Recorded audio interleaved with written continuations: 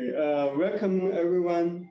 I'm Yi Gang. I'm an associate professor from the School of Philosophy. I'm really excited to welcome our speaker, Professor Dr. Anton Friedrich Koch, who is an emeritus professor from the Department of Philosophy at the University of Heidelberg. This is the last of his lectures on Hegel from the Huazhong University of Science and Technology, Karls Universität Heidelberg lecture series. The title is Hegel's Logic, the Concept and the Progression to Nature and Spirit. I need to thank our university and our School of Philosophy for making these lectures possible. Ning did all the organizing work. And I want to thank Zheng Zhonghao, Dong Xiaozhe, Zhu Liyuan, and Dr. Zhuo Hongfeng for their help in this event. In the last 4 lectures, Professor Koch has given us an excellent introduction to Hegel's science of logic. Today, he will conclude this introduction. I'm really excited to hear Professor Koch's lecture. So let us welcome Professor Koch, and I will give the floor to Professor Koch. Okay, thank you so much, Dr. Yi. For me, it was a great experience and great pleasure to give these lectures. And I'm grateful for everybody who had a role to play in making this possible. Most of all you, I suspect. But then also the university and the administration. It was a fine thing for me to have this opportunity to give these lectures. And so today, I hope I will conclude and will end them in a way that may be helpful to anybody. Okay, the 5th lecture then, about the concept and the progression to nature and spirit. So we conclude the treatment of the science of logic with a brief look at the logic of the concept, and then end these lectures with an outlook into Hegel's Realphilosophie, that is his philosophy of nature and spirit. The concept is in use already supposed to be the resolution of the antinomy of negation, and would be so if it did not immediately fall back below its own level and divide itself into the 2 poles of the judgment. The logic of the concept then deals with the gradual recovery of the concept, which is almost accomplished in the syllogism, but then happily delayed through a relapse from syllogistics to objectivity. The first section, Subjectivity, has the chapters Concept, Judgment, Syllogism.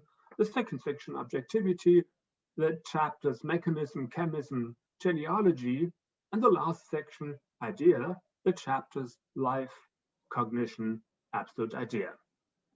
It is instructive to remember how, at the beginning of the logic of being and the logic of essence, we interpreted and alleviated an inconsistent situation of pure thinking in our designer perspective in the background logic by using a suitable model. For the inconsistent negation of being, that is not being, that express becoming, the moment of temporal change, the instant of temporal change or of becoming offered itself as a model, as we express it in instantaneous indexical sentences like the goalkeeper catches the ball. In the logic of Dasein, being there, we then encountered the antinomy of self-negation, a logical syndrome that could not be cured, but could only be treated, and treated by ever new interim measures until becoming and alteration so typical of the logic of being came to a standstill in absolute indifference. As standing, the antinomy could not be further treated with the means of the logic of being. Therefore, to avert the impending final catastrophe, we interpreted the absolute indifference according to the model of perceptual seeming or shine as a purely logical, absolute seeming and shine, a shine posited by essence qua reflection within itself. At the end of the logic of essence, in the logical fact or thought datum of reciprocal interaction, the structure of the antinomy emerges again. But this time, the solution, even the final one, that is the complete cure of the antinomy, is supposed to be obvious. For what fits as a model here is, I quote Hegel, the I, or pure self-consciousness, which according to Kant is the analytical unity of all my representations, and thus, in a sense, their general concept. This general I maintains itself in untarnished generality or universality through all of my divergent representations, without thereby entering into incoherent difference from itself. In the same way, the concept as singulare tantum and as the whole logical space should maintain itself in untarnished generality or universality through its particularizations and individualizations. We've talked earlier about the Hegelian Triad of the two one-sided variants and the overall perspective of the antinomic self-negation. In the logic of quality, it was the triad of the identical something, its different other, and the contradictory finite. In the logic of reflection, it was the triad of identity, difference, and contradiction. The concept is now another form of this triad, but this time according to its model, that is, according to the I or pure self-consciousness, a coherent and thus true one, as Hegel believes. In the logic of quality, the triad was contaminated with immediate quality.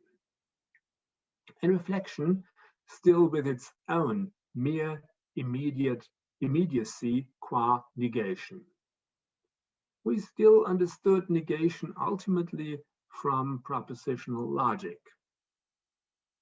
In the concept, the triad is now absolute self-mediation and transparent clarity. The distinction of understanding is thus reversed. The direction of understanding is thus reversed. We now understand propositional negation, or the negation of the judgment, from the concept and its internal structure. The concept is the absolutely self-mediating and self-determining source of all logical understanding. The talk of absolute self-determination sounds paradoxical.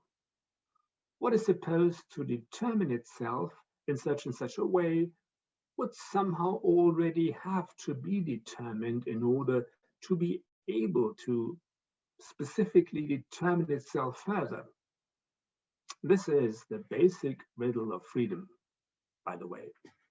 But the concept must in fact have originally determined itself from nothing given.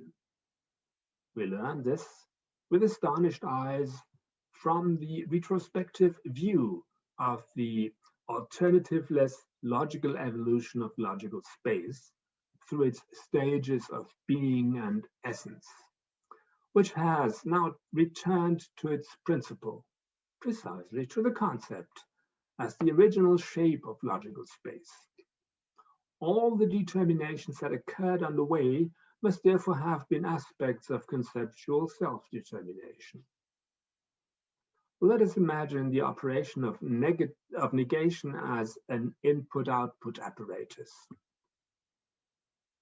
At the beginning of the logic, we adopted negation from propositional logic and converted it from the propositional to the pre-propositional for our purposes, so that we could enter into it the pre-propositional being, which we had already previously retrieved as an immediate. Negation, that is the apparatus, emitted becoming in response to the input, which then required to be re-entered immediately, whereupon we received Dasein, or quality, as an output. This solid qualitative unity of being and negativity suited the texture of the apparatus so well that the apparatus retained and absorbed it when it was re-entered. Contaminated with being, the apparatus of negation now ran empty as the other of itself, successively rebuilding itself in its acts of output and re-input until it collapsed at the end of the logic of being. The ultimate cause of the collapse was, in the last analysis, the very first input, being, whose absorption the apparatus had not tolerated well. Now the dross or slag of being was removed from its texture, and thereafter the apparatus continued to run in a new, uncontaminated idol, having supplied itself with an output from its own negative materiality as an original input, a mediated immediacy. At the end of the logic of essence, in the absolute reciprocity of the interaction of substance with itself, the materiality of negation, that is, of the apparatus, liquefied and evaporated. And at the beginning of the logic of the concept, there is no longer an apparatus, but only a free, self-organizing entering of inputs and issuing of outputs.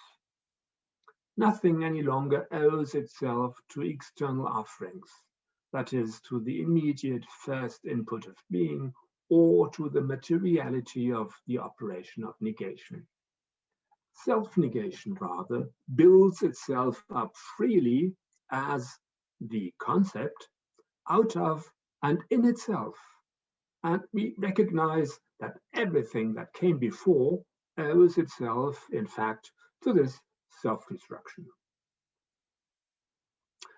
A picture like this is, of course, vague and confusing, sometimes even misleading.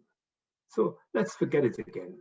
And just remember that the logic of being needs two alternativeless pre-givens, being and negation. The logic of essence, still one, negation. And the logic of the concept, none. Exposed, the presuppositionlessness of the foreground logic is thus fully established. The concept owes everything that it is and does only to itself. The identical something and the reflective determination of identity are transfigured into the untarnished, transparent universality of the concept. The differing other and the reflective determination of difference are transfigured into the particularity of the concept. And the finite that raises to the infinite and the reflective determination of contradiction that meets the ground is transfigured into individuality. These conceptual moments no longer form a hard, incoherent structure, but interpenetrate each other ironically. The general or universal, you, particularizes itself into itself, you, and not itself, p. The particular, both of which are subordinated to it, and thus both universal. So we have the genus U and the species, a particularized universal and the particular as such. In their subordination under U, they are coordinated to each other and therefore also particulars to each other. Thus, likewise subordinated to P. And then we have P on top and the universal particular UP and the particular as such as the species. And further, each is at the same time an individual, I. The concept is, insofar each of its moments, the concept is you, P, and I. You and I, that's ambiguous in English, you and I. But here it's just the letters, U, P, and I. And each moment is at the same time the whole concept. Thus, every actual concept that is to be found somewhere in some tree structure of concept classification. For example, the concept animal under the concept living being, next to the concept plant, and above the concept mammal, is all in one, a universal or generic concept, a particular or more specific concept, and an individual concept, among many others. So we have this living being on top and animal and plant as the species below and mammal below animal. Okay. Kant's transcendental aesthetic and Strawson's descriptive metaphysics, as well as Hegel's own philosophy of nature, could, however, tell us, if we did not already know, that there is a basic extra conceptual individuality or singleness, whose general forms are space and time. The concept horse, Frege may forgive because he said that the concept horse is not a concept. So the concept horse is a single concept among other concepts, dog and cat and so on. But a horse is an extra conceptual thing or individual among many other horses and things. This extra conceptual individuality, realized in space and time, is not a logical topic, but it too is logically preformed in the chapter on the concept.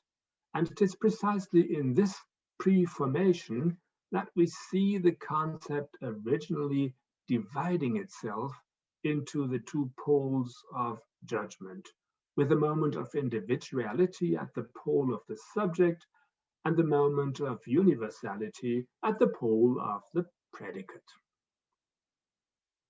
Namely, to be sure, from its self-particularization, the general universal concept returns to itself as an individual or single concept on the one hand, but loses itself as an opaque individual or single thing on the other. When Strawson identifies the spatiotemporal individual things as the paradigmatic logical subjects of our judgments, this is in line with the fact that, in Hegel's logic, the opaque individual as a fragment of the overall concept requires completion into a judgment by means of copula and predicate. This leads into the chapter on judgment, which traces the reascension of the copula from mere being in the value of Dasein via the logic of essence, namely reflection and necessity, into the concept. And this is how Hegel obtains his variant of the Kantian table of judgment. But there are significant differences. Firstly, in Kant, every judgment is determined according to quantity, quality, relation, and modality, each time in one of three respects. So the judgment, some dogs are black, for instance, is particular in the rubric of quantity, positive in the rubric of quality, categorical in the rubric of relation, and aesthetic in the rubric of modality. According to Hegel, on the other hand, a judgment belongs primarily to only one such rubric at a time. The judgment of Dasein to that of quality, the judgment of reflection to that of quantity, the judgment of necessity to that of relation, and the judgment of the concept to that of modality. Secondly, Kant thinks of ordinary judgments, which have ordinary concepts schematized by imagination, and thus the infinite space-time structure as the condition of their possibility. Whereas Hegelian logic deals with the logical foundations and archetypes of ordinary judgments, which are themselves pre-propositional logical facts, not discursive representations.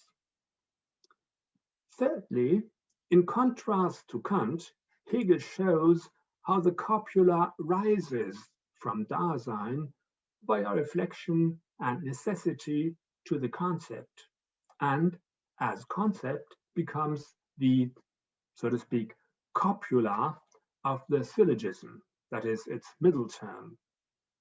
Syllogism has three terms, middle term and major and minor term.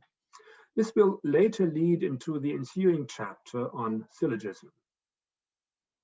The kinds of predicates vary with the value of the copula. In the judgment of Dasein, qualitative Dasein, of being there, is divided into a Daseiendes, that is an entity being there, as subject, then a copula in the value of Dasein, being in the sense of Dasein, and finally a quality being there, Daseiende Qualität, such as redness, as predicate. For example, this rose is red. In the judgment of reflection, dispositions are predicated, like water solubility or usefulness and so on. Salt is water soluble, some books are useful, and so on. In the judgment of necessity, genera and species are predicated. Roses are plants, or this flower is a daisy, and so on. In the judgment of the concept, last but not least, conceptual adequacies or inadequacies are judged. This house is good. This friend is untrue, and so on. Fourthly, the logical form of ordinary judgments as subjective form is syn-categorematic, and therefore not directly ontologically relevant. Only indirectly does subjective syn-categorematic form correspond to an objective categorical logical form, according to Kant. That's his transcendental or metaphysical and then transcendental deductions. For Hegel, however, it is true at the level reached that logical space itself has evolved into a judgment.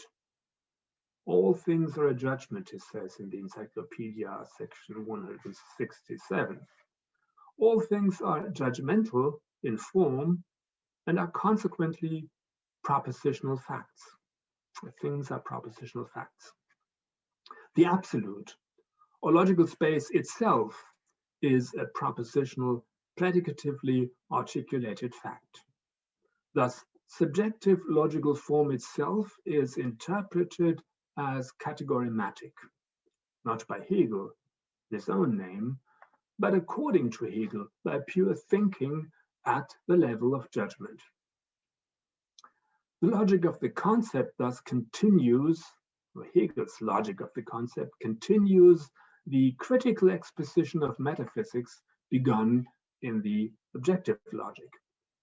This is at least true for the broad middle of the logic of the concept between the initial self-loss and of the affirmative concept and the final arrival at the absolute idea. Accordingly, also the chapter on judgment is a critical exposition, namely of the logical basis of the ontology of facts, which had not yet been prominently advocated at all in Hegel's time. In this respect, the logic even has a prognostic power for possible standard metaphysics that have not yet been propounded, each of which declares a stage in the evolution of logical space to be the whole of logical space. The first chapter had celebrated and described the free concept in the open, purely logical tree structure of its self-particularization, and had remained affirmative, admittedly also introductory and provisional, until the concept's self-loss at the end of the chapter. One might read this as a sympathetically critical exposition of a diaretically structured Platonic ontology of forms or ideas, whose shortcoming is only that it cannot stop the concept's self-loss.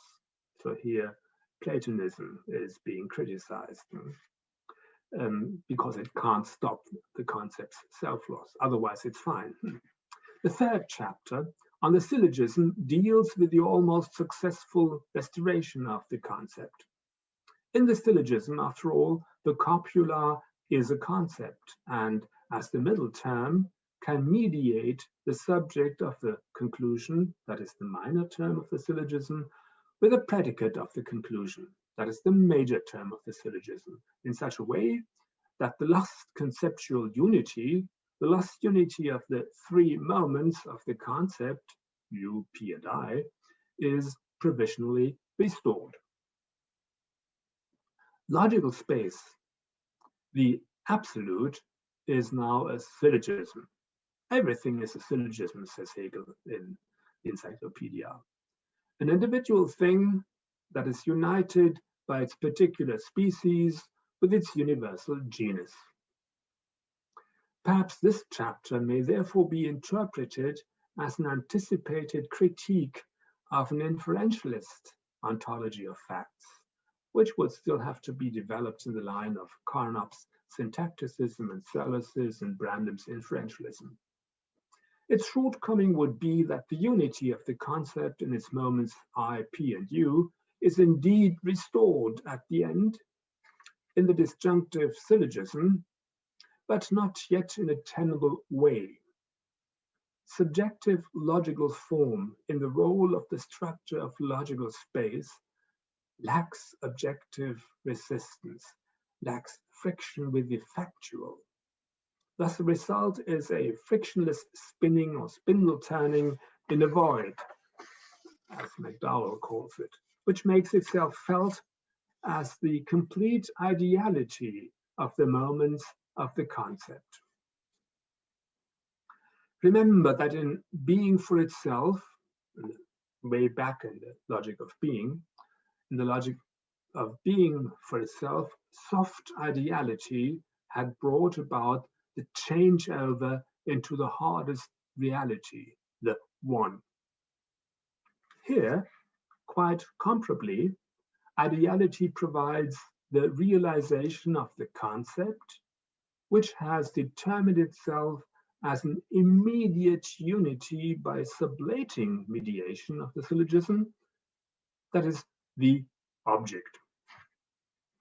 The object is thus the totality of the syllogism compressed into a metaphysical point in the manner of a Leibnizian monad, which, like the one, decays into many of its equals, into many objects. Hegel was sometimes reproached for a section on objectivity being out of place in a science of logic, and especially in the logic of the concept. This is based on a misunderstanding of the logic as a whole. Let us remember, right at the beginning, subjective thinking and objective being were indiscriminately amalgamated with each other.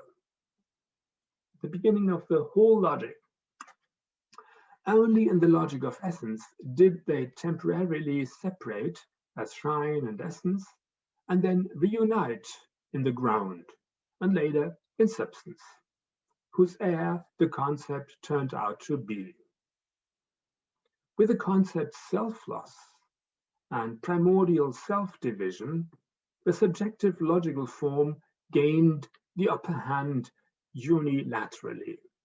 Now the pendulum swings back, as it had to, and logical space presents itself unilaterally as an object, that is, in an objective logical form.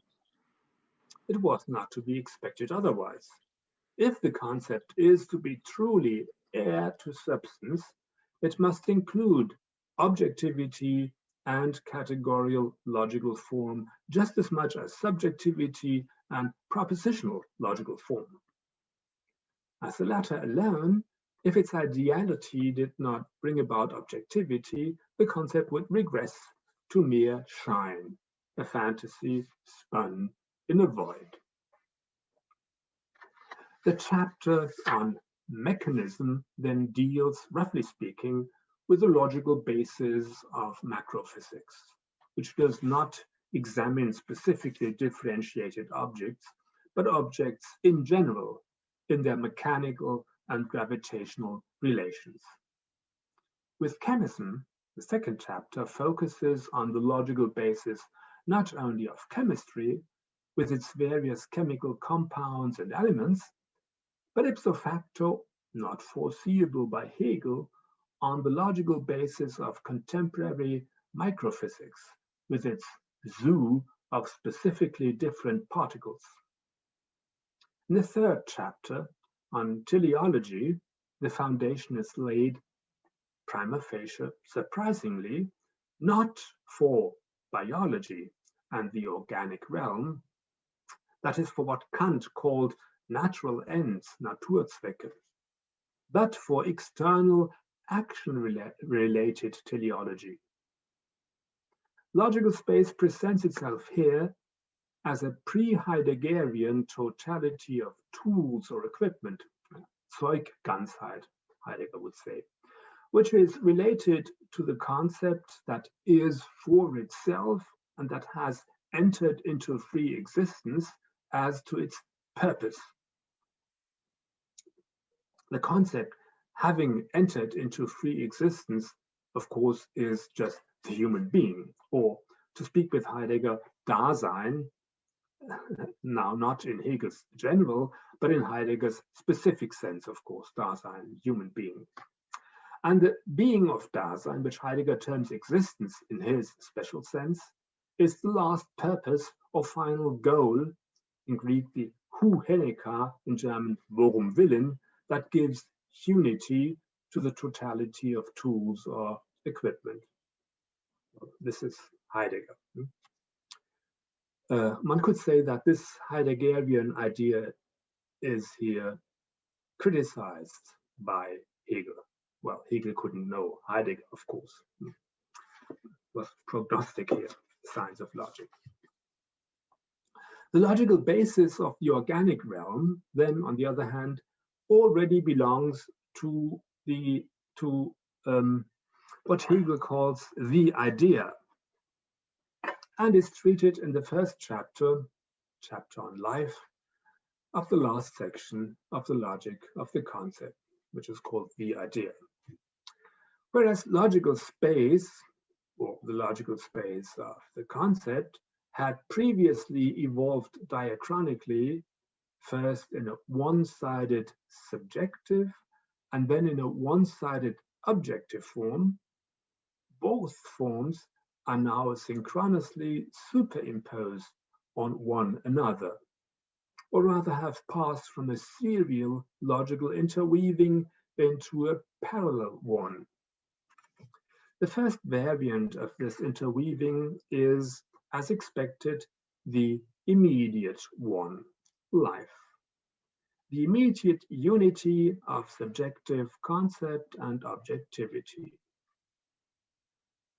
Here too, there were doubts as to whether life as a topic belonged in the logic, and well-intentioned excuses that life must be spoken of here in the logic in a figurative, purely rational sense, and so on. Both doubts and excuses are groundless.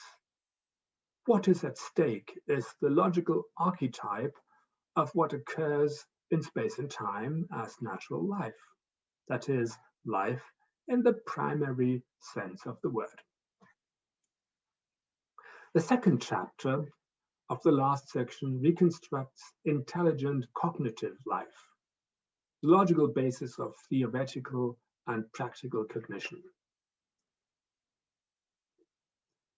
The death of the merely immediate individual living vitality is the coming forth of spirit, Hegel remarks about the progress to cognition. I have my doubts here. This is no consolation. With Hegel, we die unconsoled, which is a pity in general, and scandalous, in particular, in view of the millions who died horrible deaths in torture chambers, death camps, or natural disasters. But of course, Hegel would say that's how it is. And it also has the less offensive side, or side effect, if not the main effect, that beyond the opaque individuality that dies, the universality of thought and cognition begins. In cognition, subjectivity and objectivity have always already emerged from the immediacy of life and are paralleled. In theoretical cognition, informed by the idea of the true, they are paralleled under the one-sided primacy of objectivity. In practical cognition, informed by the idea of the good, they are paralleled under the equally one-sided primacy of subjectivity.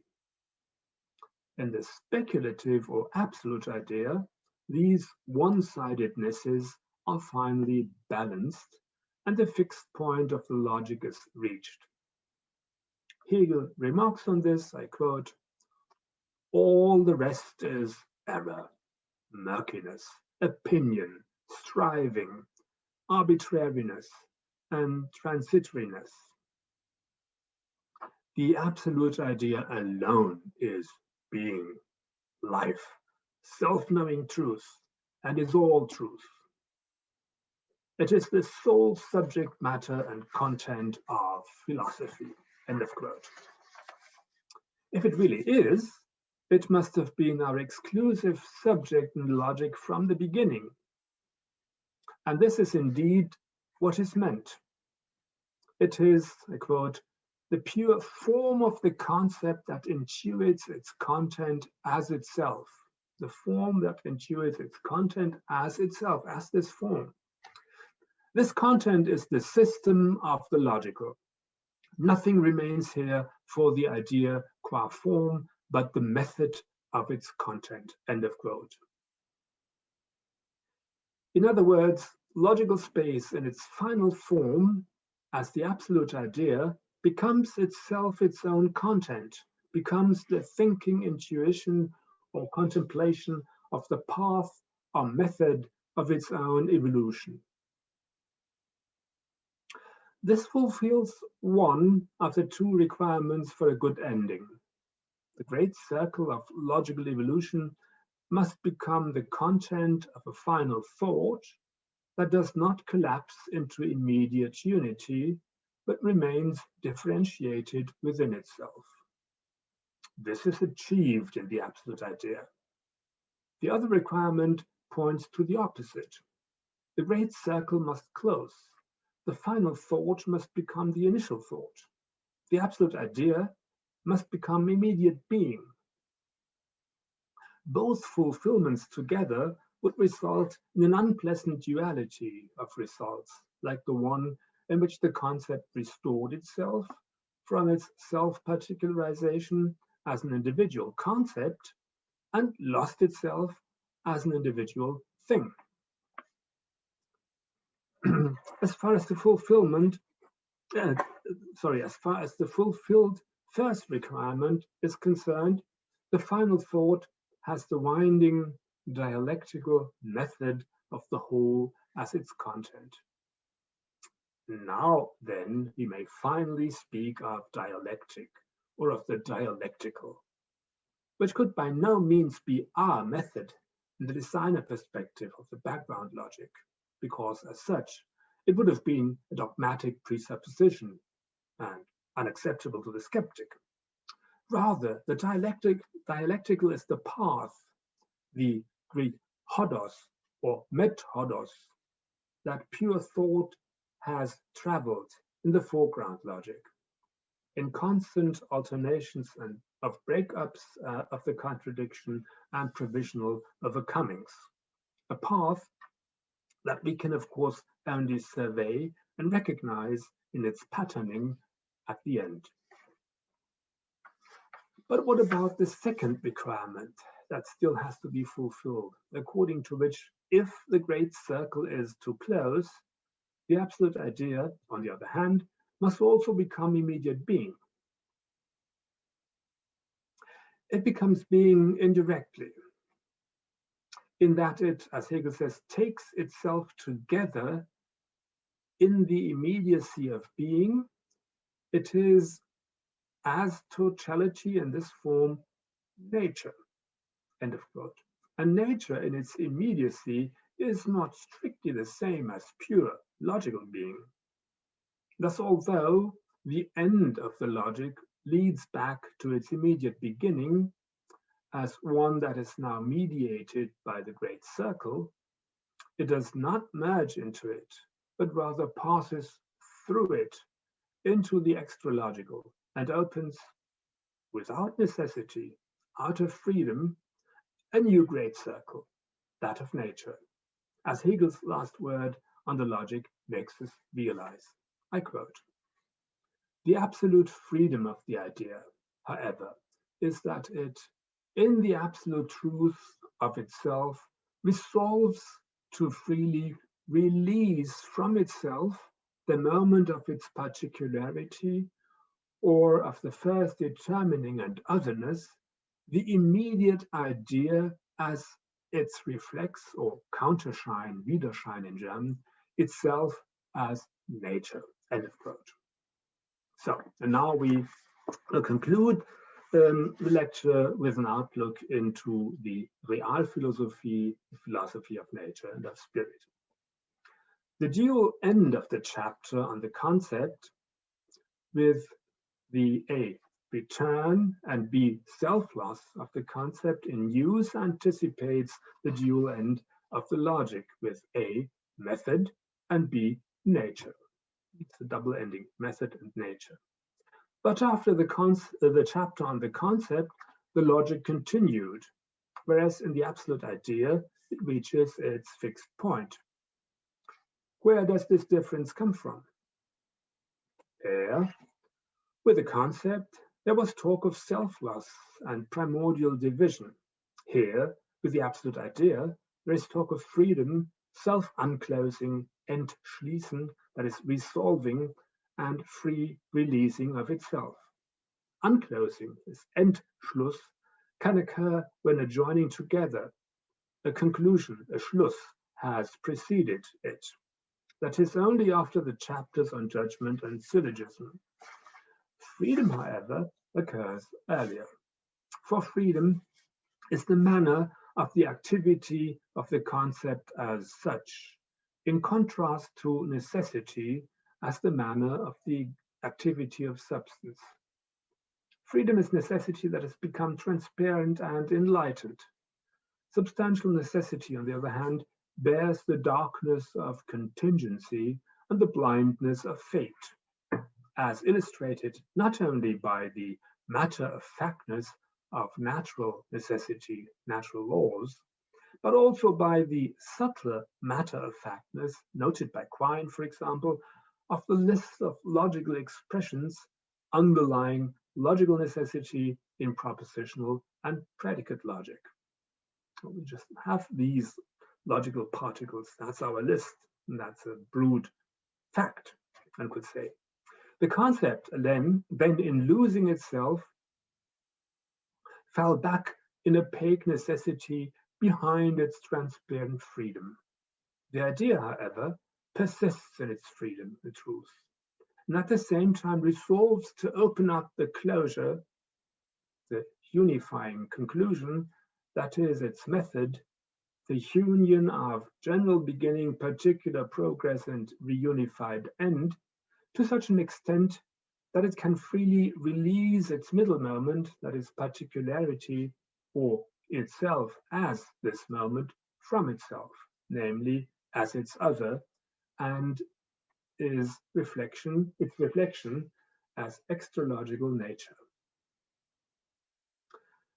The necessity of progression is opaque for pure thinking, as long as only we in the background logic see on its behalf what its next due step has to be in each case.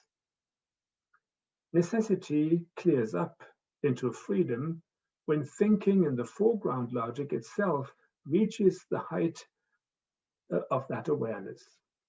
Hegel obviously sees this height reached in the absolute idea as the thought of the method of the whole logic. The next step is thus initiated by pure thinking in the foreground logic itself, and we in the background logic only align ourselves with it and follow suit. It is the step of thinking into the extralogical, into discursive imagining, and into dependence on the spatio-temporal manifold of places. The absolute idea thus does not become immediate being within the logic. There it remains as method, the form of logical content, and is for its part the final content. It becomes immediate being only in space and time, where immediate being is quantitatively extended in 3 dimensions of space and 1 of time. Kant calls the spatio-temporal real appearance, and that aspect of it that is accessible to sensation, its matter, the matter appearance. Space and time, however, he calls its form. In the transcendental aesthetic, he abstracts from matter and from the logical and considers only the form of appearance. Then in transcendental logic, the logical is added as a topic, but the matter of appearance remains alien and external to Kant's transcendental philosophy, relevant only to empirical cognition.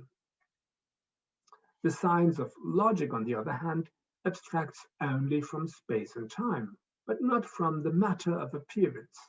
Rather, this matter is, as immediate being, entangled with thinking, and is so entangled in Hegel's philosophy in contrast to Kant's, independently of spatio-temporal mediation. Kant, there's always the spatio-temporal mediation between thinking and being.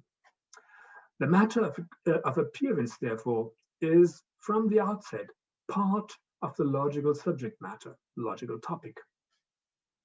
The initial identification of intuiting and thinking testifies to this. If we abstract from space and time, the receptivity of intuiting and the spontaneity of thinking fall into one. In immediate being, qua content of intuiting and thinking, the whole weight of the world, the whole mass of the matter of factual is thus preserved, albeit in abstraction from all conceivable modifications. In this respect, being qua matter is, on the one hand, well differentiated from nothing, from which, on the other hand, it is indistinguishable qua unmodified, and with which it must therefore also be identical. Logical evolution, as we remember, began with this initial contradiction. Seen in such a light, it is therefore wrong to say that Hegelian philosophy ignores the weight of factuality. The later Schelling, as is well known, made this accusation and interpreted Hegel's philosophy as a negative, purely rational philosophy, which was to be supplemented by a positive philosophy based on factuality, Schelling's own.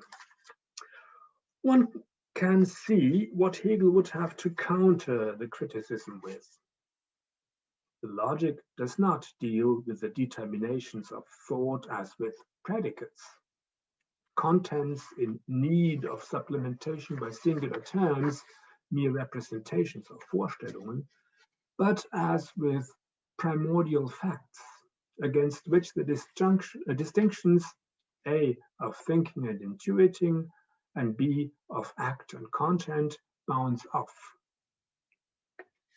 Thus, factual being has always already been in view, and it is only the logic in the first place which allows act and content to diverge in the logic of reflection and come together again in the idea. In this process, content is not lost, but rather the Realphilosophie draws on its abundance and studies it in its spatio-temporal dispersion as manifold material for a discursive, imaginatively informed thinking. Only if Hegel had placed the philosophy of nature at the beginning of his system would one perhaps have to subscribe to Schelling's diagnosis and critique. The logic, however, is both positive and negative philosophy in approach and program. And in its wake, the Realphilosophie, as the philosophy of nature and of spirit, is likewise. The philosophy of nature begins with space and time in the first section of its first division, mechanics, and ends with the animal organism in the third section of the third division, called organics. The middle section, physics, corresponds approximately to the chapter on chemism in the logic of objectivity. As was to be expected, the teleology chapter of the logic of objectivity has no correlate in the philosophy of nature. Teleology already points to spirit. And the third section of the philosophy of nature on the organic realm has its correlate in the first chapter of the logic of the idea. So these structural differences make it obvious that Hegel's Realphilosophie is not a simple application of the logic to the spatio-temporal, but must be developed according to its own internal necessities. The enterprise of a philosophy of nature has long since gone out of fashion. Unjustly, because it is overlooked that the natural sciences, macrophysics, microphysics with chemistry, life sciences, must leave open questions that concern nature itself, not only spirit or the mental, but nature itself. The modes of time, for example, future, present, past, do not primarily belong to our subjective imagination, but to nature. It is an objective, natural fact that what is happening now has the character of being present here at the place of the occurrence, a fact that eludes scientific explanations. It would be regrettable, I suppose, if what is happening de facto now already had the character of being 150 years in the past, because then, alas, we'd all be dead. Physics, however, cannot conceptually grasp the nature of the modes of time, and moreover cannot explain the arrow of time, that can only associate it with the increase in entropy, which it also cannot fundamentally explain. Even the phenomenal qualities of things, the perceptible colors, sounds, scents, and so on, are not at all found unilaterally only in a respective individual consciousness, but primarily in the extended spatio-temporal field of consciousness common to all sentient beings, which is only centered differently around each of them. So the green is out there where the meadow is, and not in my head. These so-called qualia are therefore also part of external nature, and yet are not possible objects of exact mathematized natural sciences. Above all, however, the natural sciences cannot prove that the real as such, any arbitrary material space-time system, necessarily includes organisms that develop sometimes and somewhere within it, let alone that some of the organisms must develop into intelligent living beings.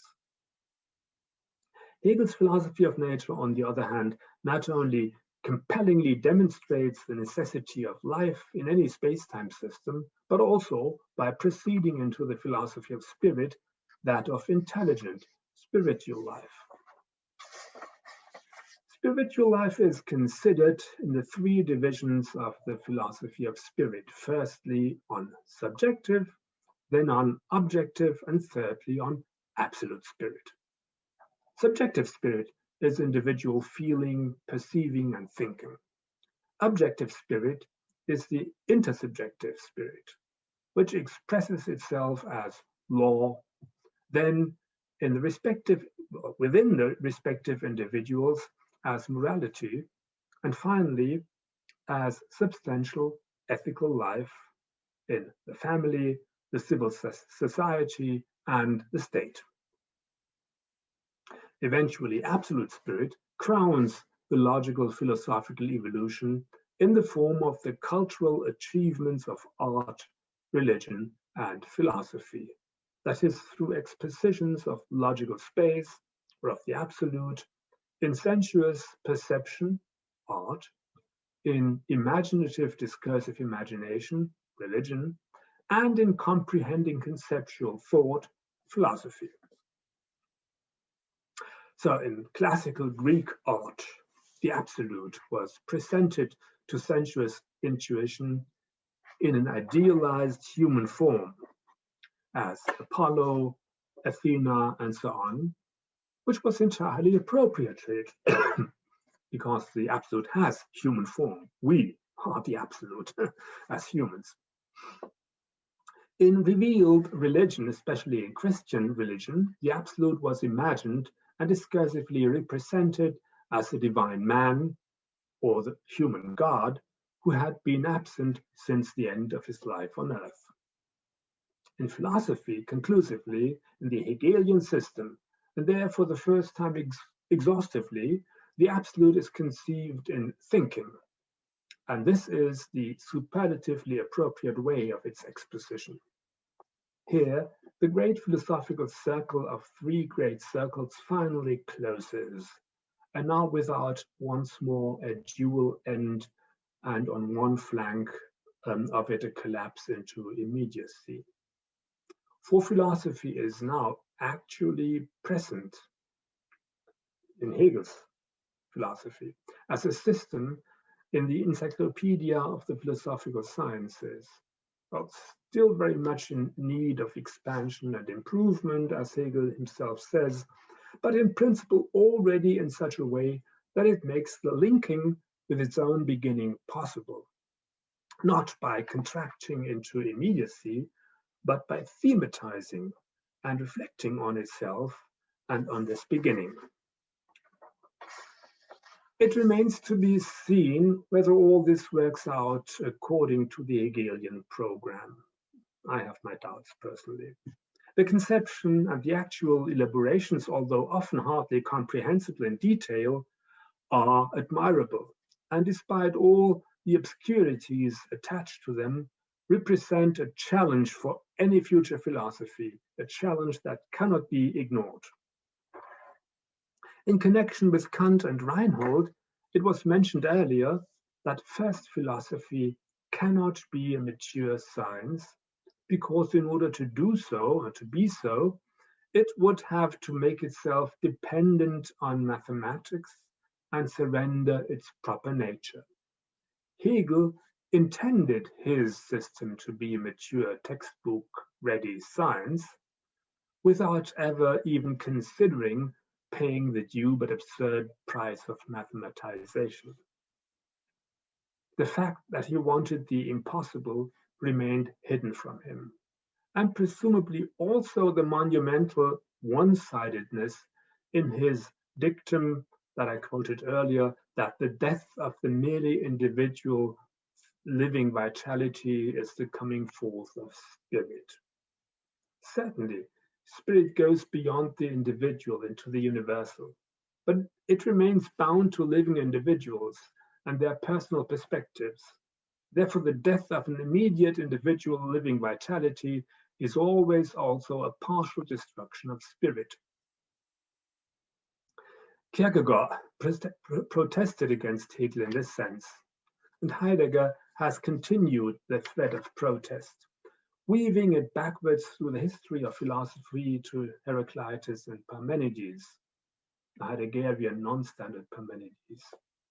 He reads Parmenides' fragment 3, to gar auto no ein estinte kai einai, for the same is thinking as well as being, in the horizon of Heraclitus' fragment 123, physis cryptistai philae, nature loves to conceal itself. In the Heideggerian synopsis of both fragments, their message boils down to the fact that thinking and being belong together in a logical entanglement, Parmenides, that cannot be brought to transparent clarity, Heraclitus, but remains an essentially opaque identity, such as, in a different but comparable way, the identity of a wave and a stream of particles according to quantum mechanics. It is true that being is unconcealed for thinking, but it is precisely in the thinking care for unconcealment, and for this thinking care, that being also conceals itself in each case.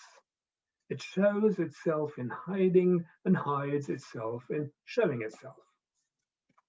All cognition, including and especially philosophical cognition, is therefore necessarily finite and perspectival. If the perspectival is eliminated from thinking and being in mathematical natural science, it is at the price of a shortening abstraction that shades out essential features of the real, including the physical real. Fortunately, not only this abstract universality is attainable, but in the hermeneutic sciences, of which philosophy must see itself as the first and a priori science, also a concrete universality, which, however, must always be renegotiated and is always provisional. Therefore, philosophical science cannot finally close itself into a circle, but remains open to surprises, not only in detail, but also in principle, because physis, nature, is showing itself, is always also partially hidden. At least this is what hermeneutic realism teaches. It is of course not possible to decide here on sufficient grounds between hermeneutic realism and Hegel's absolute idealism. But this fundamental alternative of philosophical theory building still had to be pointed out at last and at least. Thank you very much for your patience and for listening.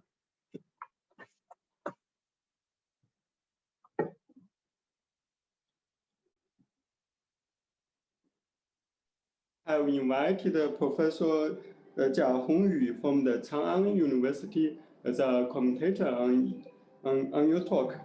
He's also specified in Hegel, especially his metaphysics and aesthetics. Let us welcome Professor Jia. Hello, Professor Jia. Professor Jia.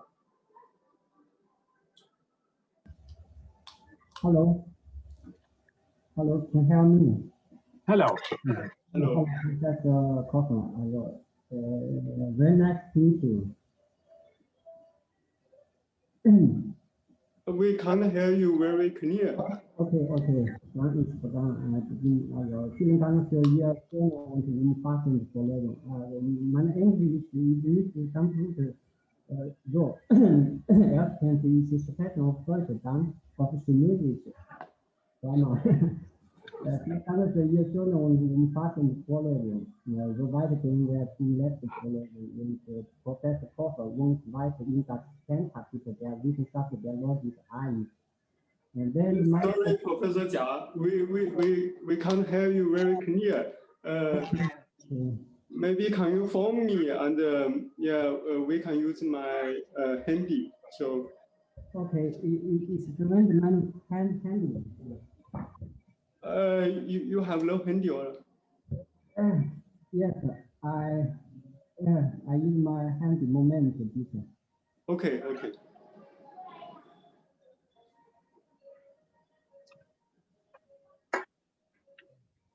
Sorry, Professor Koch, we used this market. Yeah, it was difficult to hear exactly what Professor just said. Yeah.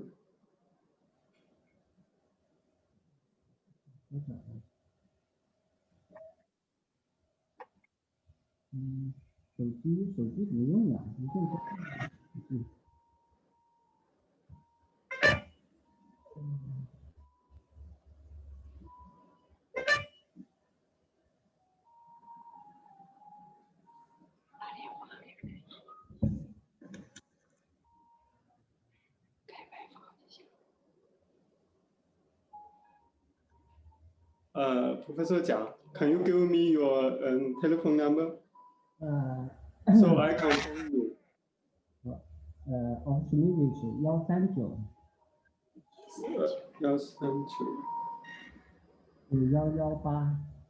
118 0012 OK。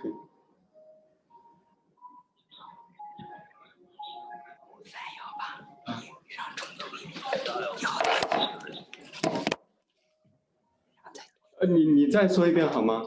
可以139 9118 0012。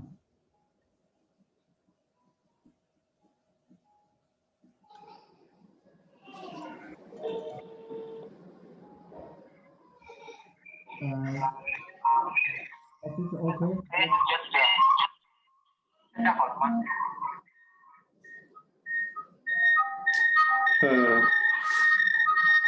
？OK， 贾老师，你把这个关了吗？跟他说一下，让他拨那个什么，就是我们那个邀请的，不是有那个电话吗？对，它有一个环绕音。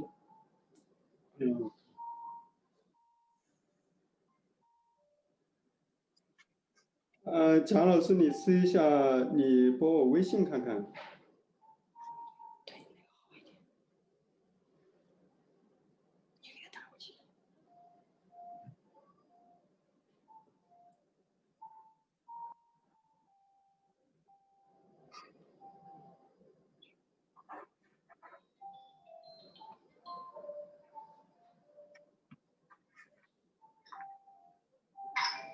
下课。贾老师，你说话。换掉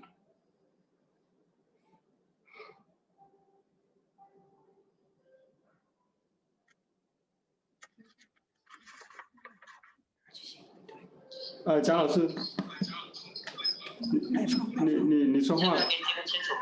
听得清楚。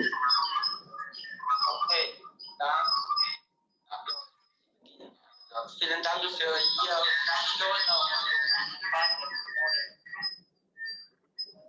Soweit gehen wir zur letzten Folge. Moment mal. Professor Koch, können Sie ihn hören, oder? Es sind so viele Nebengeräusche. OK， 贾老师，这样的就是你那边杂音很大，要不我帮你念一下，还是怎么弄？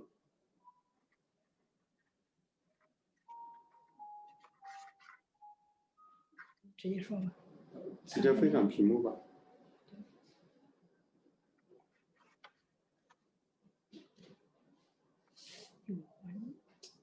是没有。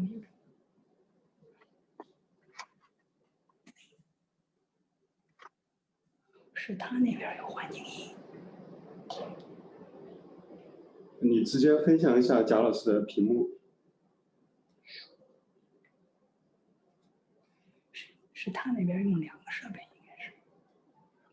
Professor Koch, wir würden jetzt so machen, ja, vielleicht wird er also sein Bildschirm so zeigen und dann können Sie also diese Frage also so lesen. Ja. Okay. Und können wir so machen, ja, und Sie lesen zuerst die Fragen, also denn die Fragen sind auf Deutsch geschrieben und können Sie also gleich also zuerst ins Englische übersetzen und dann also antworten Sie also auf Englisch. Auf Englisch, ja, wunderbar, danke, danke. Mhm. Okay.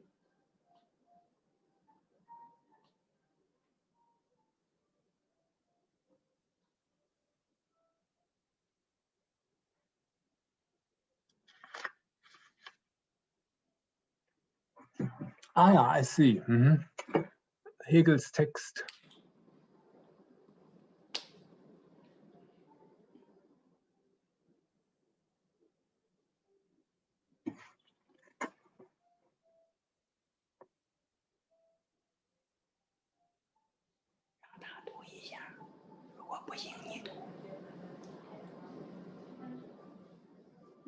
Mhm. Mhm. Professor Koch. Okay. Ja.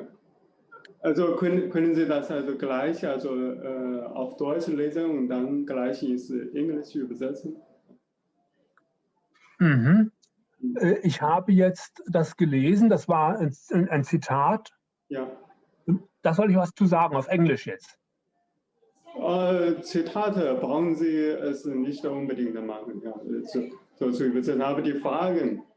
Ich habe noch keine Frage gesehen, nur ein Zitat aus einem Text. Ah, okay. Ah, okay. Yeah, okay. Now I see. Thank you. So I have. It's a longer question. I have to read it carefully.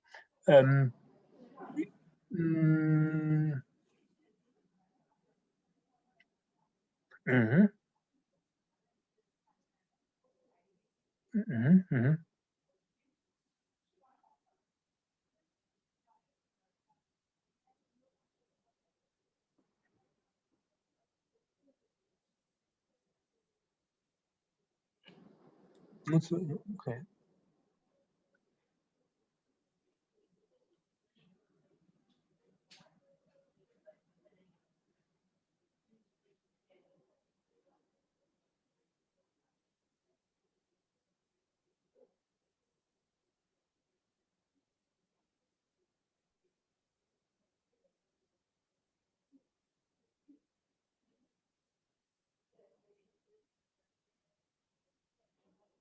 So next page then, please. Okay.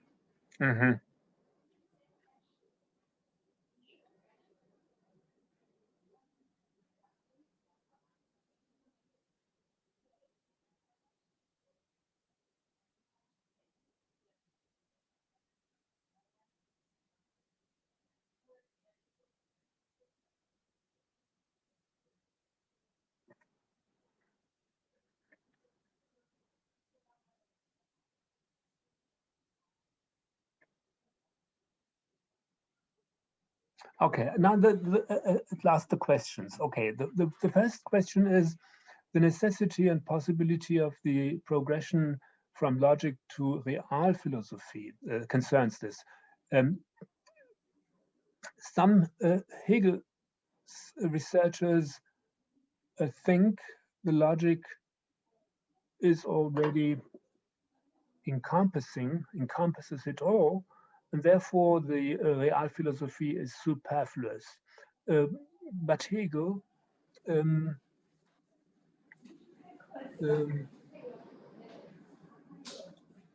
Hegel thinks that there is something still missing, reality, and so Professor Jha thinks that this the problem of the progression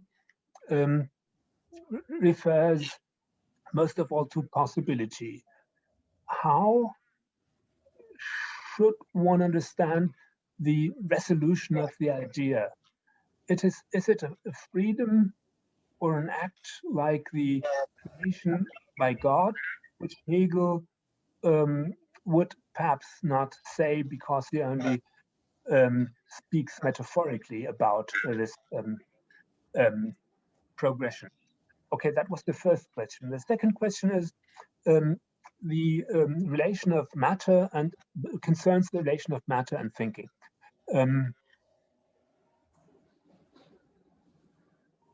Though Hegel explicates the identification or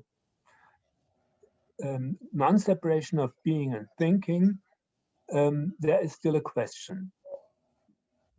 If there's no consciousness, is there still matter? If yes, we have a kind of dualism. If no, then in how far does Hegel surpass Kant? Well, but indeed, some Hegel scientists regard it as theology. If the idea is God, then every dualism can be sublated. Okay, so got the questions. Now I'm going to try to answer. Thank you so much. That was a nice summary of my talk. Thank you so much, Professor Jia, and thank you for the questions. Now I'm trying to do my best to answer them. What is this resolution of the idea to release itself and be its other nature? Well, you are absolutely right that Hegel only metaphorically here talks about creation. So the logic is, he says famously, the thoughts of God before creation. Okay, and of course in the Christian or Hebrew Muslim tradition, God is the creator of it all. But I would say Hegel thinks of the absolute spirit as us human beings. We are absolute spirit. There's no, well, in Heidelberg, I had a colleague, Jens Halfassen, who was a Neo-Platonist, and he would Hegel read totally differently. We would dissent on that point. He would say that absolute spirit is some infinite thinking nous, reason, intellect, whatever, the divine nous, the divine intellect, over and above the world. I think that Hegel didn't mean that. Hegel was, in a sense, an atheist. Of course, he couldn't say it loud. But in fact, what remains of God is just the human beings, the intersubjectivity. So it's we who in art and religion and in philosophy accomplish the absolute idea. And each of us, of course, has to die, but thinking or the spirit goes on. That is, I think, the Hegelian model. And what is added at the end of the logic is, most of all, the forms of appearance, as Kant would say, space and time. And then the question is, what becomes of the logic when these forms of appearance, Hegel doesn't talk like that, these forms of particularity and individuality are brought into the scenery. Okay, and the second question, the relation of matter, mind and matter. In hermeneutic realism, this is the philosophy that I personally favor. I would say that, of course, there is matter without mind. So the Big Bang occurred 13.8 billion years ago, and there was no mind then. No divine mind, no human mind, no mind at all. And it took billions of years until life evolved in the cosmos, and again many years until life took its particularly human, sapient shape. But I think Hegel would say, and in hermeneutic realism I say the same thing, it is necessary that mind evolves in any spatio-temporal system. There cannot be a spatio-temporal system which will not lead sooner or later, here or there, to the evolution of thinking beings, like humans, for example. So this is, I call that the subjectivity thesis, and I think that Hegel advocates this thesis as well. So in his The Philosophy of Nature, he shows a conceptual development that is necessary, and of course that conceptual development has a certain analog in the history of the cosmos, that at some point minds must evolve. And only together with these minds can matter be what it is. And the Big Bang can be what it was only because we are now here, even though we were not there then. So, yeah. Again, the question of theology in the second point, as I said, Hegel's philosophy is theology only in a very Whiggish sense. That is, what theology calls God, for him is just absolute spirit, and this is humans doing art, religion, and philosophy. So thank you so much. Professor Jia, will you try again to respond to Professor Koch? It's right now we are the meeting of sorry, we can't hear you very clear. Okay. It's a pity. It's a pity. Okay. Sorry. We can't hear you very good. Okay. So it's very it's a pity. Yeah. Okay. So thank you, Professor Koch and Professor Jia. So yeah, thank you so much. Okay, it is now the Q&A time. So we have invited a doctor from the University of Heidelberg, Sen Qiu, to ask some questions.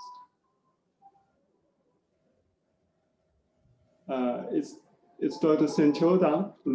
Yeah. Hello, Professor Koch. Can you hear me? Yeah. Hello. Hello. Thank you very much for your yes, it's nice to see you again. Thank you very much for your lecture. And I have a question about the transition from Hegel's science of logic to the real philosophy, the real philosophy. The question is, I think, very similar to the first question of Professor Jia.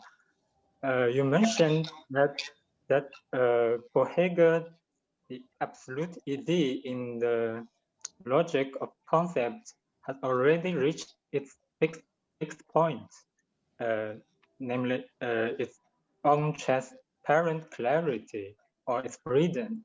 Then it releases itself into the natural world and into the spiritual world. Sounds like that until the idea, the absolute idea releases itself into the natural world, develops only by and in itself, that is completely apart from the natural or material world. Only after the idea... Please say that again. Is it completely... apart or detached? Apart. Mm-hmm. Apart or detached from the natural, from the natural or material world. Only after the idea reaches its fixed point, does it deal with the material world as its own world. So it seems that the idea is so absolutely detached from the real world from the very beginning. So pure thinking. Mhm. So how is it possible? How can the pure thinking generate all the categories by and in itself without the real world? Or the thinking about the real world? And why should it return or retreat into the darkness of the material world after it has already reached its own transparency and freedom? Yeah. Yeah. Yeah, good question. I think in one sense, it is just a brute matter of fact that the spatio-temporal system is there. And of course, Hegel has to account for that. So he better, at the end of the science of logic, develop some thoughts of how we now can go on to space and time. And the way he does it is that, well, as I said, I even doubt that transparency is really realized within the logic. So and I depart from Hegel on that point. He would say so, yeah. And then again, well, he would say we have reached the fixed point, and the fixed point is totally transparent. I would say, yes, maybe there's a fixed point in the absolute idea, but I doubt that the antinomy is really solved. So there must be traces of opaqueness, opacity even there. So, but okay, that is just my skepticism about Hegel's achievements. So, but now what happens then?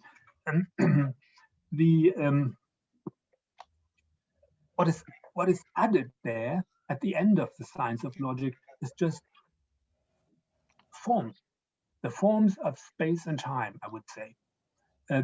There is no opaque matter added because being already included the whole weight of the world, the whole matter of what is real, albeit in a very compressed, unmodified form.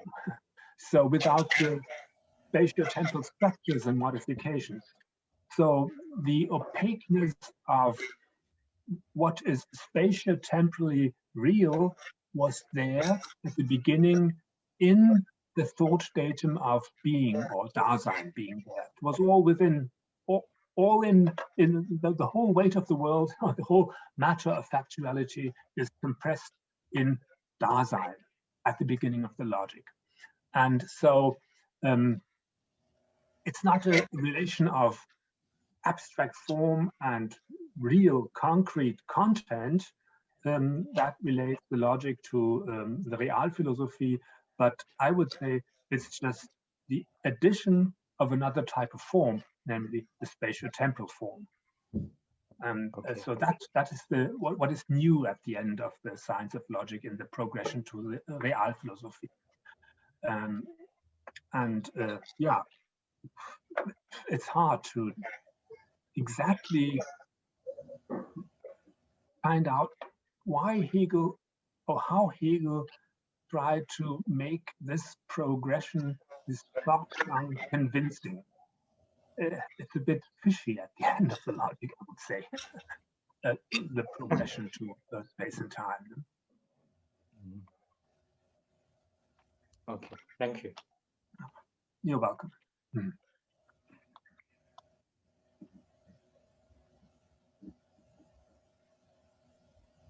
Okay, there are also some questions from our graduate students.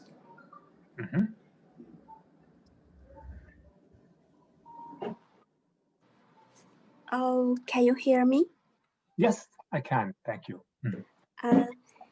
Hello, Professor Koch. In the example of the concept animal, I'm confused about the relationship between the universality the particularity and the individuality. Does the concept contain these three aspects only when it is considered for itself alone?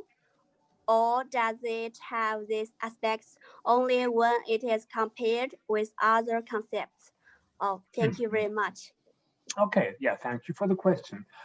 I think, well, I would say, if we take normal concepts like animal and mammal and living being and so on, then of course, and if we look at these normal everyday concepts, we get these tree structures. The Platonic herices, the partitioning of concepts. So we have living being, and then plant, animal, and then rational animal, and sentient animal, all these tree structures. And there, of course, those concepts are related to each other according to the three moments: universality, particularity, and individuality. Each entry in such a tree structure is one individual concept. We call it an individual concept because there are other concepts beside. So horse is an individual concept, and moon, well, moon is a kind of name. Let's say tree is another individual concept, and house is another individual concept. Many individual concepts. And of course, these individual concepts, they are not individual in the regular sense because there are no logical relations between spatio-temporal individuals. So there is no, if you have two horses or a horse and a rider, there's no logical relation between them. There's just a physical relation between them. Yeah? So material things, then they are distinct entities without logical interrelations. But individual concepts, they are logically related. So take any individual concept, and then you will find logical relations between them. For example, horse is a concept that includes the concept animal. Every horse is an animal, and excludes other concepts, like if something is a horse, it is not a dog. So there's this exclusion and inclusion between the concepts. The concepts, therefore, the individual concept, stand to each other in certain logical relations. They are coordinated or subordinated to each other and excluding each other. And now Hegel thinks that we can study the origin of these relations in pure abstraction in the science of logic, in the logic of the concept. And there he has the idea that the singular concept that he conceives on the model of pure self-consciousness, the I, like this model for the concept, he says. And he thinks that this model, or this singular concept, according to its model self-consciousness, gives us all the necessary information to understand what is going on with normal concepts. So this singular concept, the logical concept, is as such universal, allgemein, and it particularizes itself and individualizes itself. And then we find these purely logical relations if we look at real concepts in their interrelation. I'm not sure whether I really answered the question you had, but well, you can just tell me if something is missing that I should add or correct. Okay. Yeah. Okay, thank you. So the next question. Thank you, Professor Koch. Can you hear me? Yeah, I can hear you. Yeah. Oh, okay. The sentence that the direction of understanding thus reversed interests me most. Could you please talk more about how to understand the function of this reverse? Does it make logical understanding clearer, or does it have other functions? and is it related to the famous Copernicus revolution of Kant? I see. Yeah, okay, thank you very much. Well, Kant's Copernican revolution, yeah.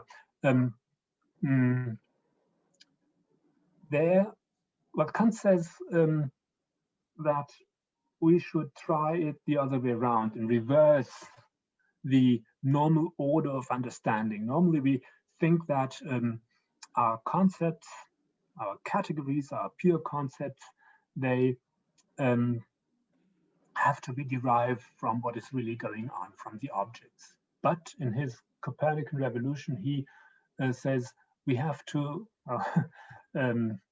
look at it the other way around. So there are these pure concepts or concepts of the pure understanding, and we have to project them onto objective reality. And then miraculously, by magical, we find that this objective reality has always already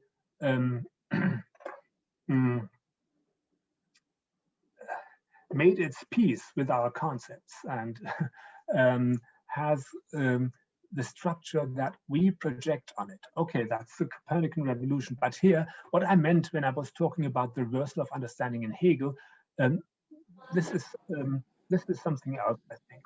It has little to do with the specifically Kantian Copernican revolution. It was just the idea that at the beginning of the logic, we had to find an initial content, pure being. Okay, so we had this pure being that was in a way found by abstraction. It was something that was immediately there for pure thinking. And then we asked ourselves, what can we do with that? And the only operation we found was propositional negation.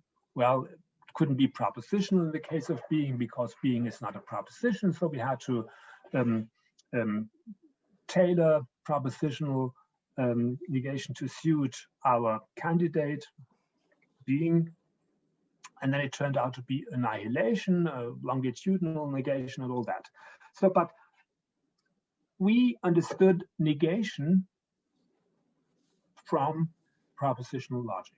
That was the source of our understanding. We took it over from propositional logic. There we understand negation and we understand immediacy. Some P or Q or R is negated, non-P, non-Q, non-R. We understand what immediacy is, P, and what negation is, non-P.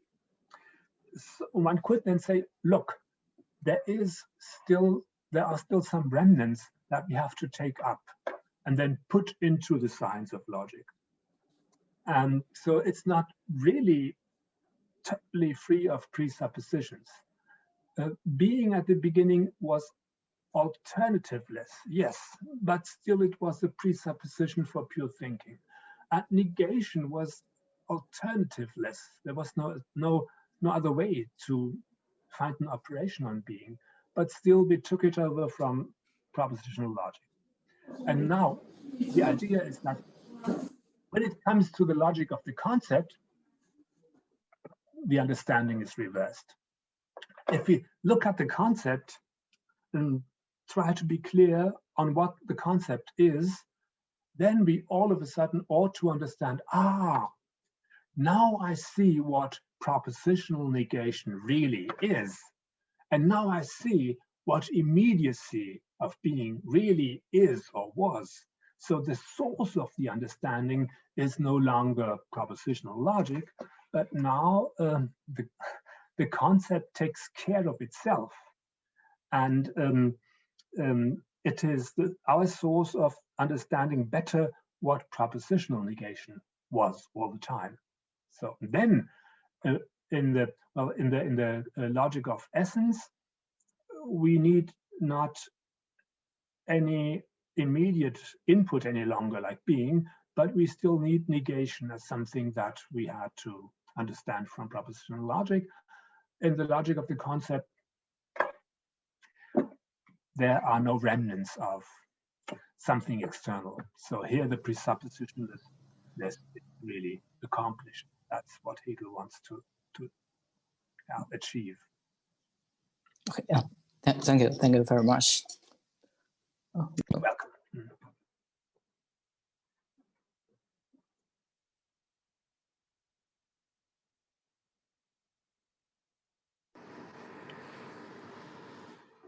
Hello, Professor Koch, can you hear my voice? I can, yes, fine. Oh, the internet here is not very good, so I can only ask you question by voice. We know that the self-development of absolute space goes through three stages: the logical stage, natural stage, and the spiritual stage. So please, could you say it again? Natural states and mental states. Are you talking about these? Logical stage, natural stage, and the spiritual stage. So my question is, how does absolute space develop from the logical stage to the natural stage? I did not yet grasp what exactly you are talking about.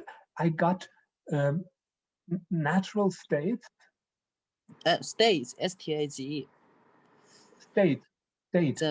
S-T-A-T-E, states. Okay, well, I was talking about at the end of the logic of being. Do you think of this, where there are the two opposing states interrelated in an inverse relationship, and the substrate being with two alternating states, quality and quantity, or are you talking about some other point about the states?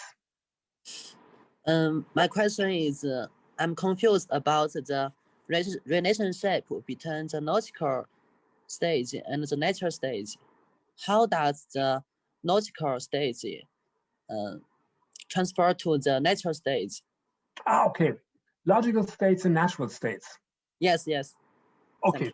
Yeah. Oh, I see. Yeah.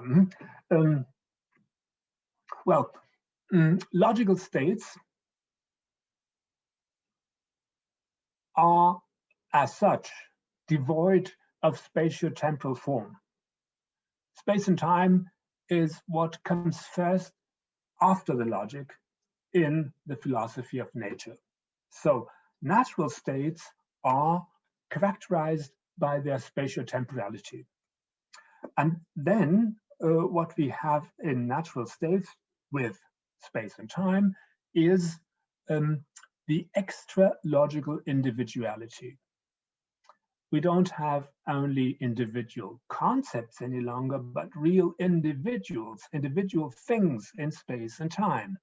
And these individual things in space and time, like horses and human beings and so on, and cats and stars and whatever have you, these individual things are the logical subjects of our predications and of our judgments.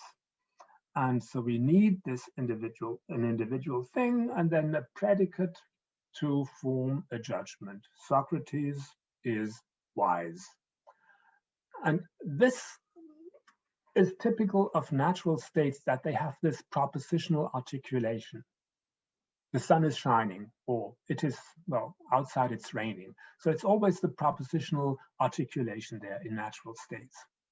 While in the logic, in the Hegelian logic, this judgmental articulation, the propositional articulation, is preformed logically, but not fully reached.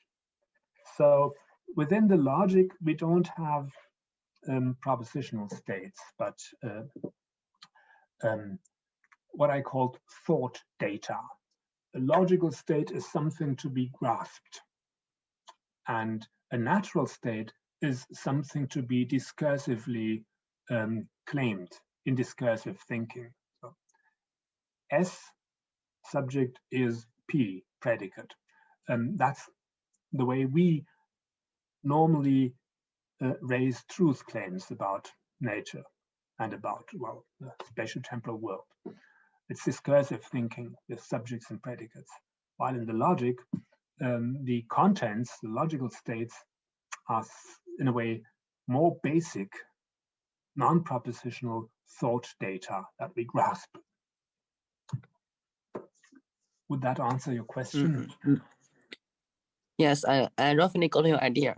Thank you for your careful answer. Yeah, you're welcome.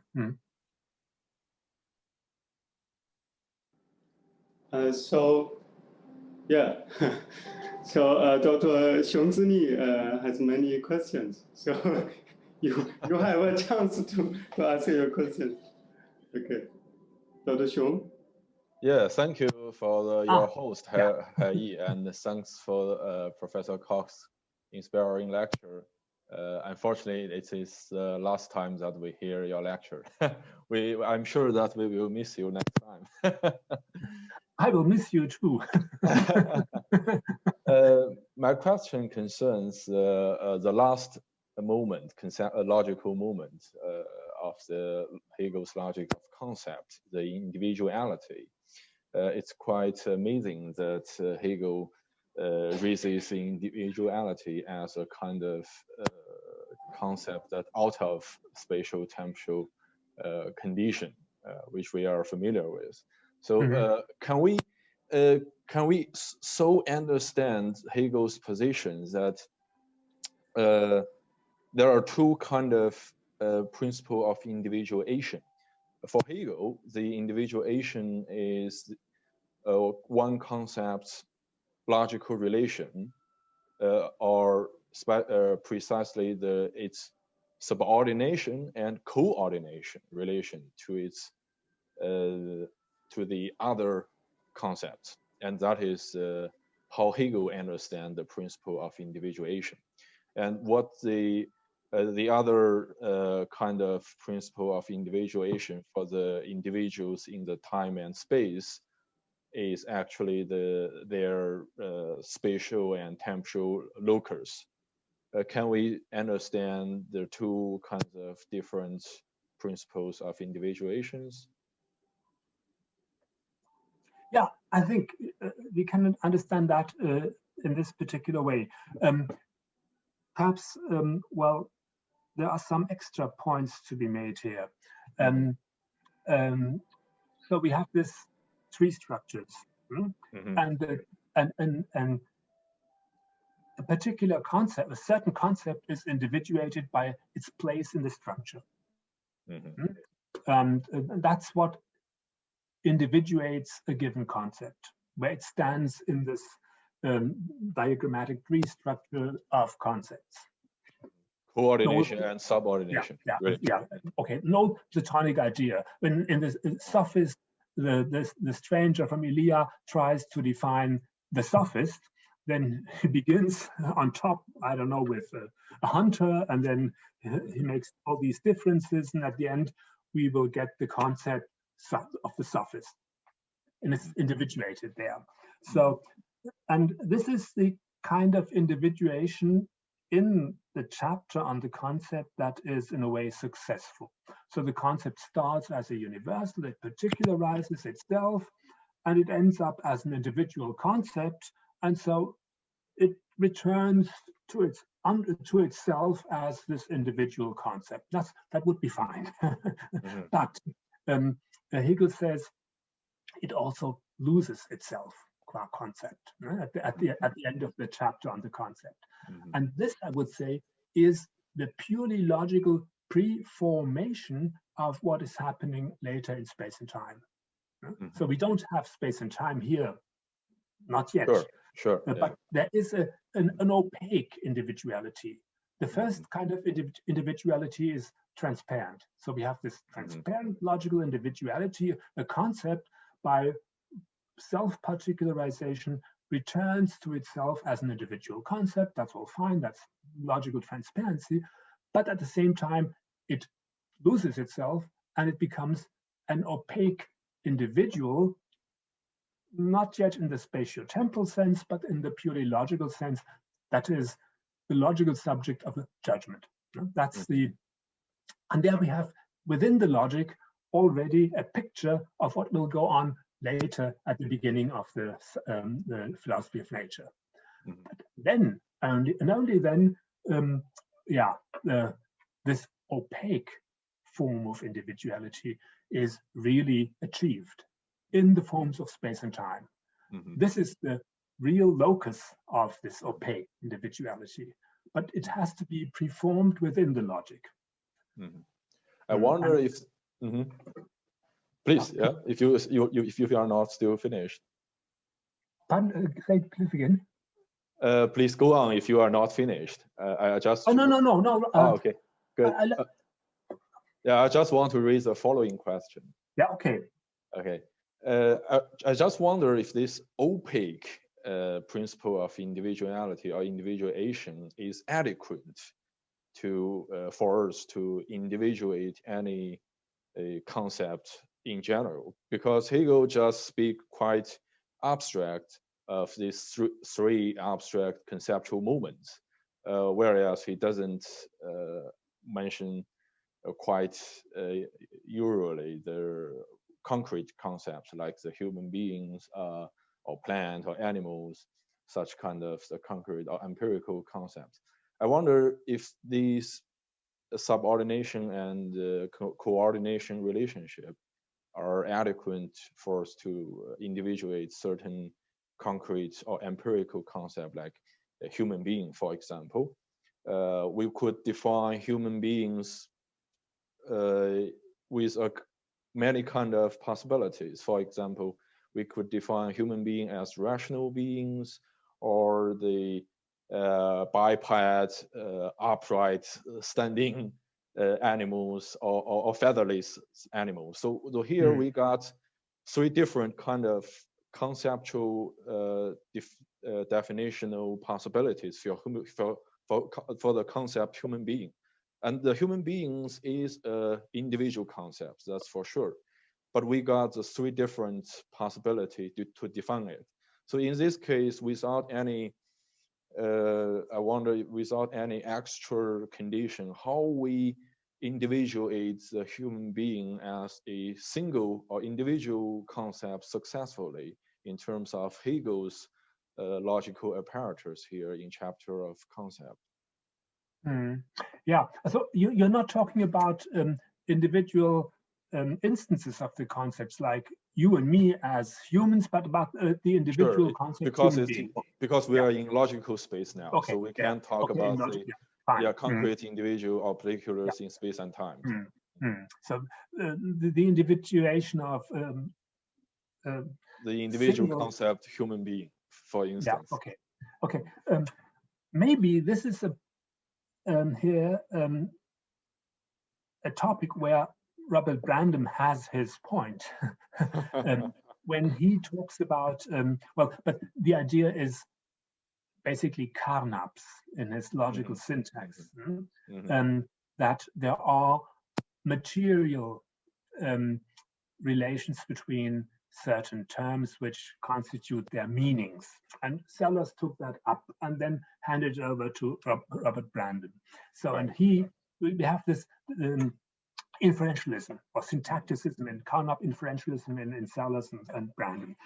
And according to this inferentialism, normal empirical concepts stand in defining relations of exclusion and inclusion, that is of contrariety and logical consequence. And Brandom thinks that individuates the concepts and the terms. Sellers would say the same thing. Our concepts, our predicates are individuated by their inferential roles. So, and then if you want to define human being, you have to look what the inferential role of this concept human being is. And this may be difficult, may include a lot of things, but then you've got a kind of definition. And Brandom and Sellers would add that this is not fixed.